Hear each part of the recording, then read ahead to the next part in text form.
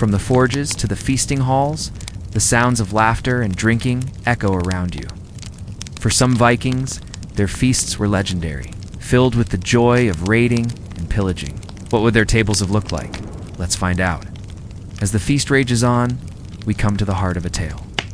Around a table of polished wood, sturdy and wide, sit men whose names are sung by bards. Here heroes gather, not just of battle, but of cunning and wit. Their beards flow like waterfalls. Their eyes hold tales of far-off lands.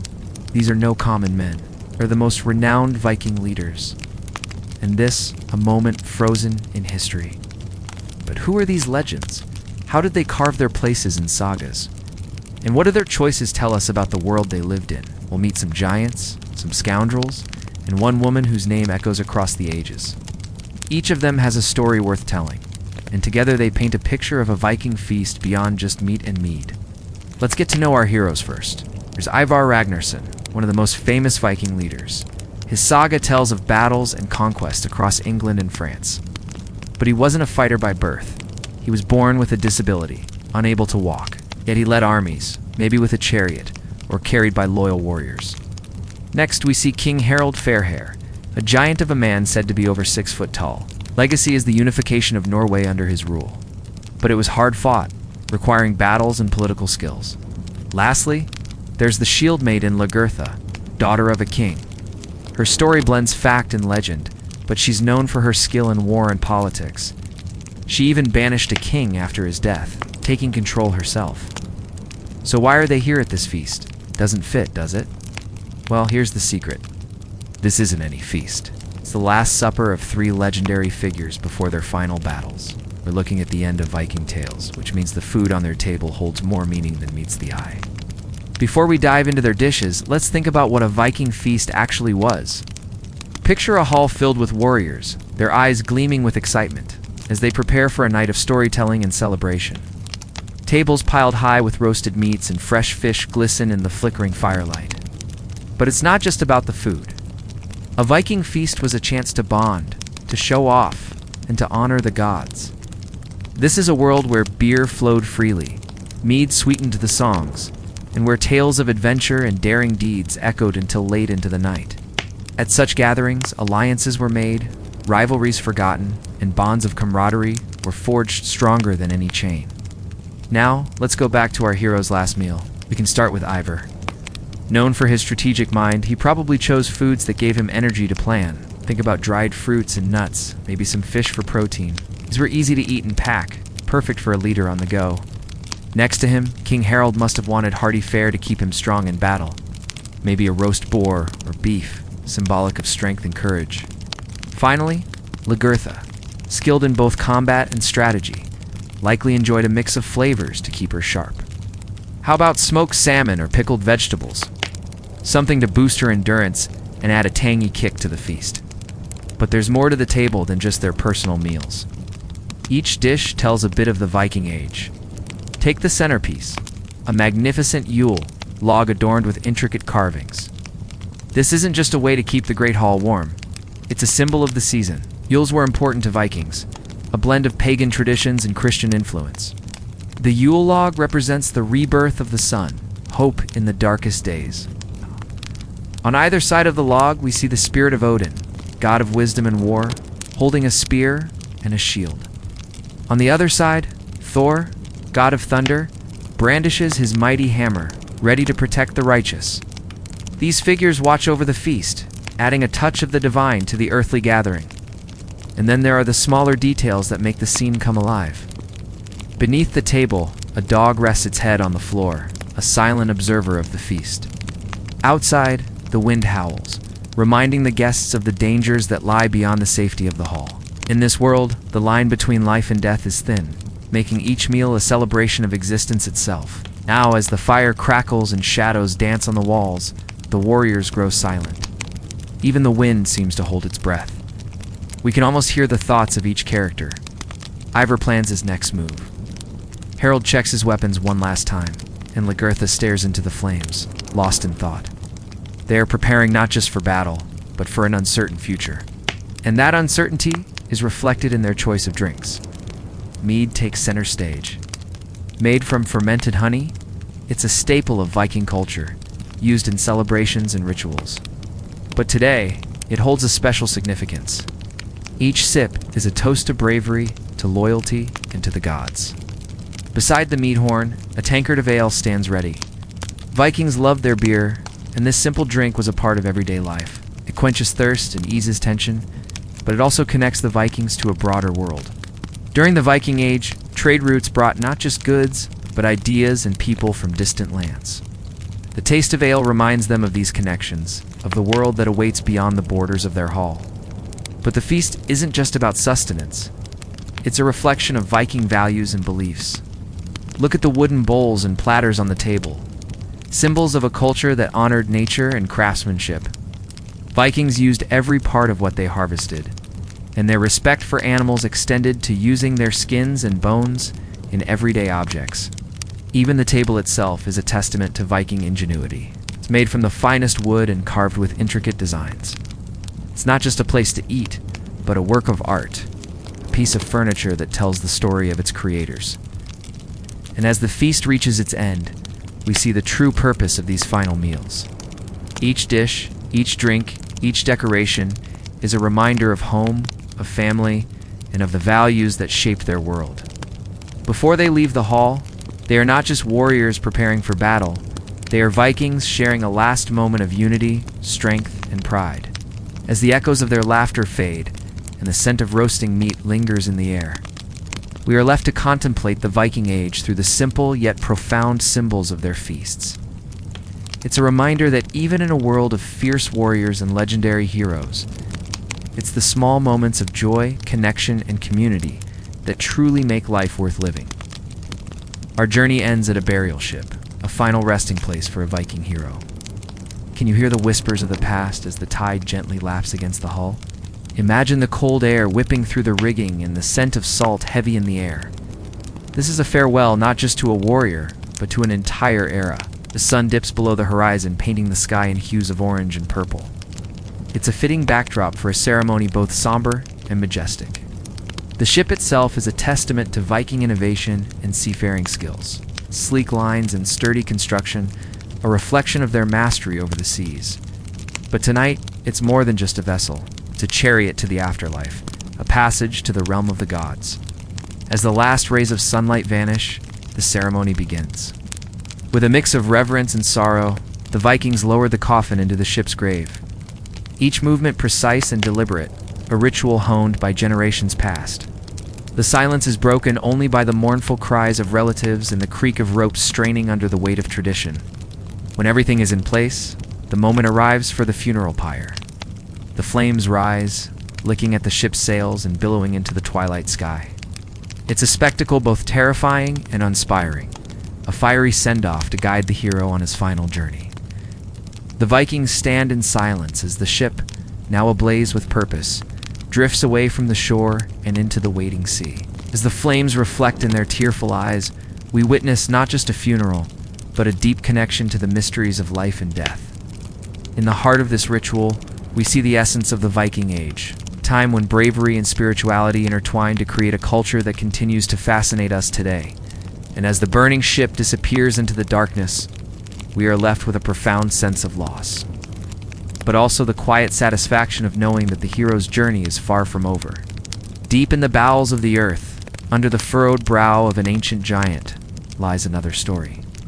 Carved into stone, out of sight, out of mind, the carvings are not of gods, nor heroes. They are of beasts of serpents, birds, horses, most tell of monsters, creatures that straddle the line between nightmare and myth. And that, too, is our journey tonight to the world of the Vendel period, the first flowering of Viking art. You won't see them on your first visit to Burka. Most are hidden away in museums, their context long forgotten. So we are doing something different tonight. This episode is curated from a private collection, shared here with permission. Our guide is a friend of the channel, a collector who has spent decades uncovering these treasures. Tonight, then, we are in good hands. It's time to get lost in the stones.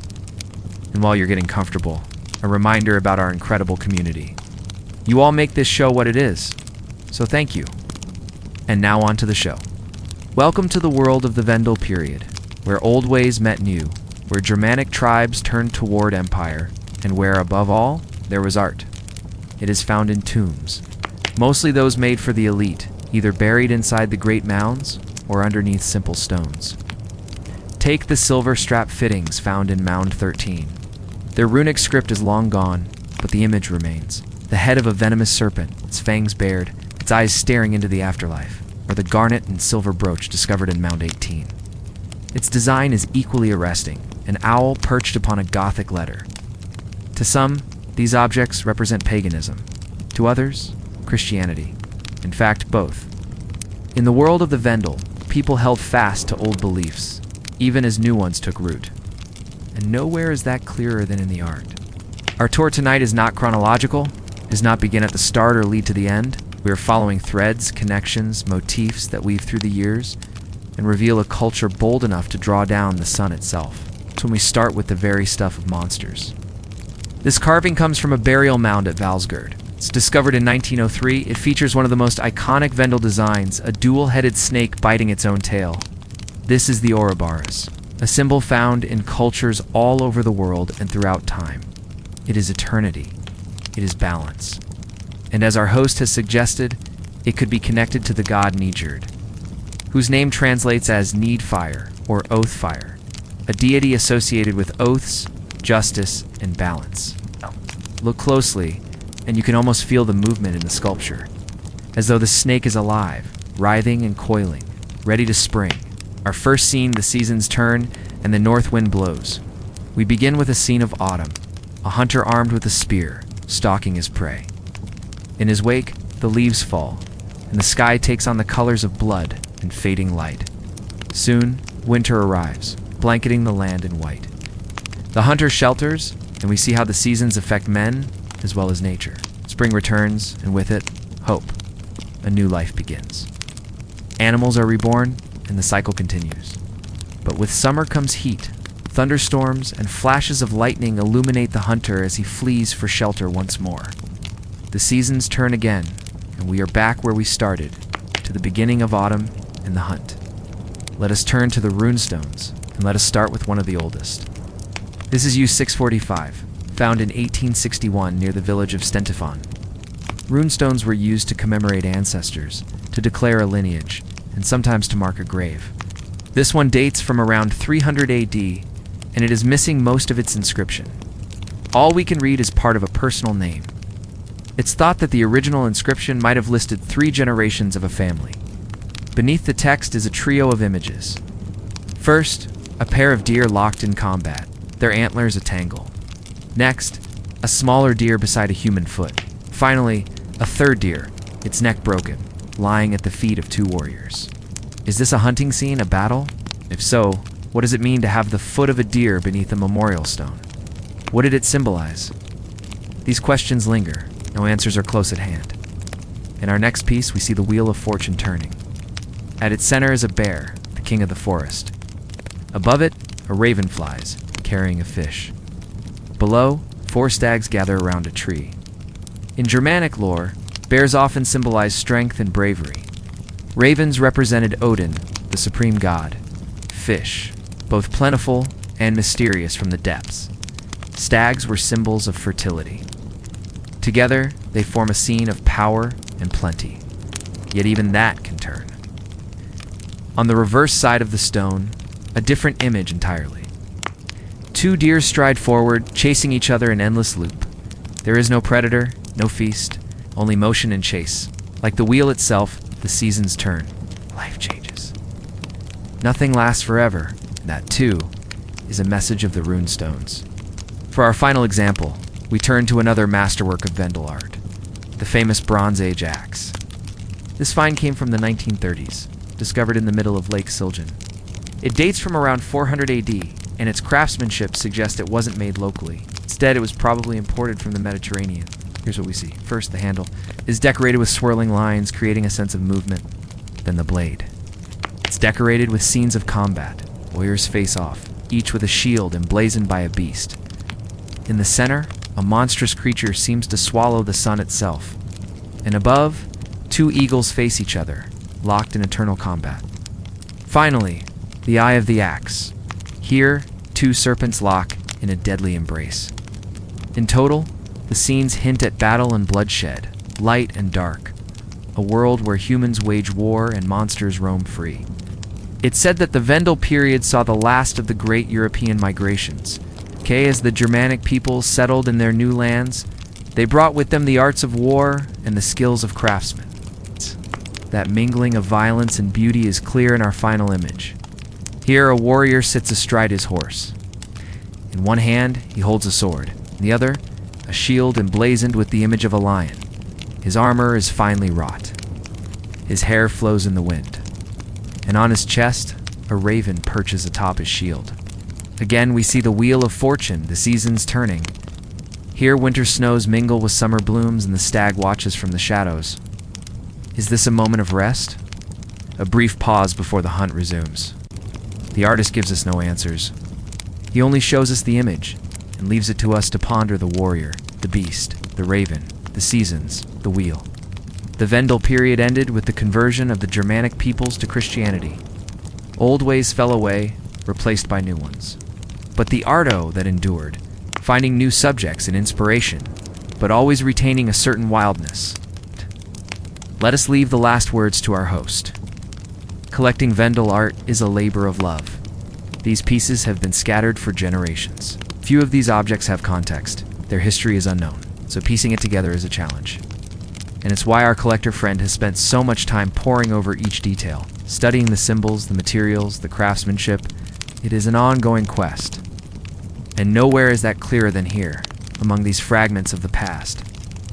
Thank you for joining us on this episode. If you'd like to see more archaeological sites, check out the links below. And as always, don't forget to like and subscribe. It helps us keep making great episodes. See you next time. What's best for a wealthy Viking like Lagertha? Feast, of course. Join us tonight as we serve up victuals fit for a queen. Welcome to this house. Tonight we dine in Kattegat. And while our menu may not be fit for Lagertha herself, it should satisfy any land-hungry princess. Our first course is fresh herring. It's not fancy, but it is classic Scandinavia. Herring is a staple. Eaten salted, dried, or pickled. We find it often mentioned in sagas and in the archaeological record. Archaeologists studying bones have identified hundreds of herring bones from Oseberg, found alongside other fish and small animals. Could this have been a royal feast? Who knows? Maybe. But we do know that when it came to food, no one was pickier than the Vikings. They ate simply. They ate often. And if they were feasting, they ate heartily. Next, a dish of seal. Rich, fat, tasty. Seals were hunted along the coast. In fact, you can still see petroglyphs or rock carvings showing people hunting seals. Along the way, they were hunted with spears and nets. But sometimes all it took was a little patience and a hard rock. If a seal lounged on the ice, a hunter could sneak up and simply whack it with a rock. But let's take a break from meat and look at fruit. Remember, the Vikings didn't just live in Scandinavia. They lived throughout northern Europe and even had trading posts as far away as the Middle East. And everywhere they went, brought fruit back home to grow. Apples, cherries, plums, pears, almonds, hazelnuts. They grew them all. In fact, the Oseberg ship contained apple seeds. Archaeologists believe they were brought back from France. That means those apples could have grown into trees that bore fruit for centuries. In Kattegat, it's spring. So let's keep it light with a bowl of fresh strawberries. They grew wild throughout Scandinavia, and they were used to make a delicious jam. Let's return to the animal kingdom with a dish of venison. Deer were plentiful in the forests. They were hunted with bows and arrows and sometimes caught in snares. Venison was said to be one of Ragnar Lothbrok's favorites. In fact, there's a famous story about him chasing a stag through the forest. He finally cornered it and killed it. When he cut open the deer, he found a small stash of treasure inside. Some say it was a test, others say it was magic. But either way, it goes to show that kings love their venison. It's time to get our hands dirty with some root vegetables. Potatoes, turnips, parsnips, all hearty filling foods. Turnips especially were a Scandinavian favorite. In fact, the Sami people still eat a traditional dish called byreskifte, which is made of boiled mutton and mashed turnips. We're almost done with our feast, but we couldn't resist adding one more section. Fruit again, but this time dried fruit. Think raisins or prunes. Dried fruit was an important addition to a Viking meal because fresh fruit wasn't available year-round. So dried fruit was a great way to add variety to a Viking diet. They also added flavor and sweetness without the need for added sugar. Finally, it's time for dessert. And what better way to end a meal than with fresh bread and butter? Of course, it's simple, but sometimes simple is best. As we sit here enjoying our sweet bread, let's talk about where our food came from. Because while we may enjoy our meal, it's important to remember the work that went into it. The farmers who grew our crops, the hunters who caught our food, the cooks who prepared it, all of their labor made this feast possible. And what would a medieval feast be without drink? Tonight, we raise a horn to Kattegat, to Denmark, to the Viking Age. And to you for joining us for another episode. We hope you enjoyed learning about food during the Viking Age. But if you want to learn more, there are plenty of resources online and in libraries. You can also try cooking some of the dishes we talked about tonight. Who knows? You might just become the next great Viking chef. Now, let's move to the other end of the table, where we play a game called Would You Rather Be a Viking? The rules are simple. I give you two options. Choose which one you would rather be. You are a shield-walling Viking warrior in the middle of battle. Enemies closing in. Their swords are glinting in the sun. You feel the heat of their blades as they slice through your shield, but it's not enough to scare you. You hold your ground and fight like a true Viking. As the battle rages around you, you find yourself facing off against the enemy leader. He's a big, burly guy with a mean look on his face, but you're not afraid. You've faced worse. The two of you exchange blows until finally you get the upper hand. You strike him down, and the rest of the enemies flee. Victory is yours. But as you stand there panting, you realize that you're covered in blood and grime. Your armor is dented and scratched, and you can't help but feel a little bit nauseated. Being a shield-walling Viking warrior isn't all it's cracked up to be. There's another option. You are a Viking queen ruling over your own kingdom. Your people respect and obey you, and you have all the power and wealth you could ever want. But being a queen isn't easy. You have to deal with constant threats from other kingdoms. You have to make sure your people are happy and prosperous.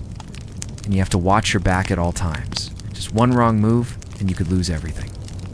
So which would you rather be? A shield-walling Viking warrior or a Viking queen? Let us know in the comments below. If you think you'd rather be a shield-walling Viking warrior, then you're probably the type of person who enjoys living on the edge. You're a thrill-seeker who loves nothing more than a good fight. You're brave, strong, and honorable, but you can also be reckless, impulsive, and hot-headed. If you think you'd rather be a Viking queen, then you're probably the type of person who enjoys having control over their life. You're intelligent, strategic, and diplomatic, but you can also be manipulative, power-hungry, and ruthless. Well, that's it for tonight. Thank you all for watching, and we'll see you next time. The ground shakes beneath your feet. A shout pierces the drizzle, and as you peer over the crest of the hill, you see a vision that stops your blood cold. Before you lies a sprawling burial mound. Its peak is lost in mist. It seems impossibly ancient, yet you know you are about to disturb its slumber. You have followed the signs for days, the sagas, the whispers of the elders, the raven's cry, and now you are here. Before you, 5 mounds rise in a tight cluster, bound together by a common grief, a single lineage, or perhaps a battle fought and won 5 lives ago. The largest catches your eye. That is where you must go. To enter a burial mound is serious business. A place of rest should not be disturbed. But a promise is a bond, and your oath must be honored. The dead deserve respect. They also deserve remembrance. So you take a deep breath, steel your nerves, and start down the slope. You kneel at the base of the mound and reach for the broad, flat stone marking the entrance. But as you touch it, the earth shudders again. Something scuttles just beyond your sight, and a whisper, cold and sudden, brushes your ear, chilling you to the bone. The choice is yours. Do you dare proceed? What awaits inside the mound is up to you. Are you ready? The earth is cold against your cheek. The whispering has stopped. Whatever lurked in the shadows has vanished. And now you stand alone in the shadow of a half-forgotten past. Your breath mixes with the damp grass. And when you straighten, you feel an unnerving stillness settle over the burial grounds. There is no sound except the drumming of rain on stone and the distant cries of gulls wheeling overhead. In your hands, the spade feels uncomfortably sharp, but you cannot afford to hesitate. So with a deep breath, you begin to dig. The soil is gritty, stubborn, reluctant to release what lies beneath. But slowly, ever so slowly, you start to uncover fragments of a story. First, a piece of leather, worn smooth by time and touch. Then a glimpse of metal, tarnished and cold, shaped like a bird with outstretched wings. And as the minutes crawl by, more fragments emerge. A weathered axe head, its handle long rotted away. A necklace of twisted copper, its design both intricate and fierce. Each object a whisper from a bygone age, each one a silent testament to lives lived and lost. And then, at the very heart of the mound, you find what you came for. Cradled in the earth, almost perfectly preserved, is a long sword. Its crossguard is adorned with the snarling visage of a wolf, its hilt wrapped in leather, its blade still gleaming with a ghostly light. It is a weapon, yes, but also a symbol, a legacy, a connection to the past. You run your fingers along its length, feeling the echoes of battles fought and won. The weight of traditions carried, the strength of ancestors who wielded it before you. The whisper returns, this time carrying a name, a story, a life. And for a moment, you are more than just a visitor. You are a link in a chain stretching back through the centuries. You're a keeper of stories. And as the rain falls around you, you feel a profound responsibility settle upon your shoulders. You have unearthed more than a sword. You have awakened a spirit, a presence that demands respect, remembrance, and above all, understanding. Now the real work begins, the journey back to the living world. The task of sharing what you have found, and the challenge of honoring the past without forgetting the present. The sword is heavy in its scabbard, but the burden of memory is heavier still. Yet you are ready. You have faced the whispers, uncovered the relics, and emerged stronger. More connected to your roots, more aware of the stories that have shaped you. The path ahead is uncertain, but you walk it with newfound purpose. The Viking Age is long past, but its legacy endures, echoing in the hearts of those who seek to understand its mysteries. You emerged from the burial mounds bearing the weight of ages past. But now it's time to turn your steps towards the sunrise, to bring the echoes of the Viking Age back to the warmth of the living. Ahead of you stretches a landscape painted in the hues of twilight. Sun hangs low, casting long shadows that stretch and distort, turning familiar trees into menacing giants and twisting pathways into treacherous mazes. You move cautiously, senses on high alert, for this twilight realm is a place of disorientation, where the boundary between wakefulness and dreams is perilously thin. The air grows heavy, charged with an unsettling stillness that amplifies every rustle, every snap, every creak. The forest floor, usually a tapestry of dappled light and earthy tones, is now a stage for eerie shadows that writhe and coil, taking on shapes both grotesque and haunting. The gnarled branches of ancient oaks seem to reach out like skeletal fingers, their tips clawing at the fading light. And overhead, the leaves, normally a vibrant canopy of green, are now shrouded in an inky darkness that conceals unseen depths. As you press on, the twilight deepens, transforming the familiar into the strange and the mundane into the macabre. The comforting chirps and buzzes of daytime creatures are replaced by an unsettling chorus of nocturnal sounds. The hoot of an owl, the rustle of unseen things in the underbrush, and the distant call of a lone wolf, its mournful cry echoing through the darkening woods. Fear, raw and primal, stirs within you, whispering tales of lurking dangers, predators waiting in the shadows, of spirits that rise when the veil between worlds is at its thinnest. The twilight world is a place where the rules of the waking world no longer apply, where the rational mind gives way to instinct and intuition. And with each step you take, you feel yourself being pulled deeper into its enigmatic embrace. But as the shadows lengthen and the darkness deepens, you find a strange sense of wonder rising within you. For this twilight realm, with its haunting beauty and disquieting stillness, is also a place of magic. A realm where the boundaries of the possible blur and where the secrets of the universe are whispered on the wind. And as you journey deeper into its embrace, you can't help but feel a sense of awe at the mysteries that surround you. The boundary between wakefulness and dreams is thin, and the twilight world beckons you to step through. Are you willing to venture into the realm where shadows dance and secrets are born? where the echoes of the past linger and the whispers of the future beckon. The choice, dear seeker, is yours. Let us know if you dare to step into the twilight,